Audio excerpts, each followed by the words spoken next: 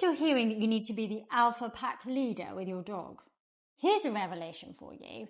The very person that popularised dominance theory in the 1970s has retracted it because he realised not only was it factually incorrect, but the damage it's doing to dog training today. I'm Paula O'Sullivan, I'm a clinical behaviourist, and let me unpack where dominance theory came from and why it's no longer relevant. Dominance theory was based on a 1930s study of wild, unrelated wolves in captivity where they expected to observe natural behaviour. However, it was a very socially tense environment in an overcrowded cage where naturally the dogs had to fight for their resources because they couldn't avoid conflict. So they had to fight for food, for place to rest, for sex, naturally through survival of the fittest.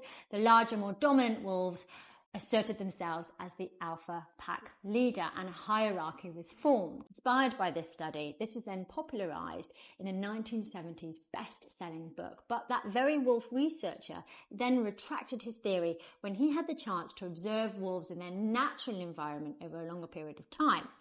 He discovered that they're actually a harmonious family pack and that the alpha dog is the natural parental leaders. And within that pack, they will all have their own roles. Some will lead the migration, some will protect the territory, some will run the hunt, some will help to raise the siblings before they go off and create their own family pack. Conflict was actually very rare within the wolf pack. In fact, they would try to avoid it. It would only happen with other unrelated wolves over resources. But why is it still so popular? Because science takes a long time to get into popular culture.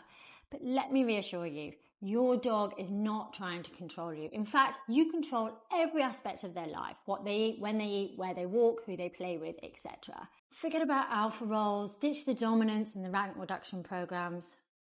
Teach your dog with kindness and compassion instead. And give me a like if you're raising your dog with respect and not fear.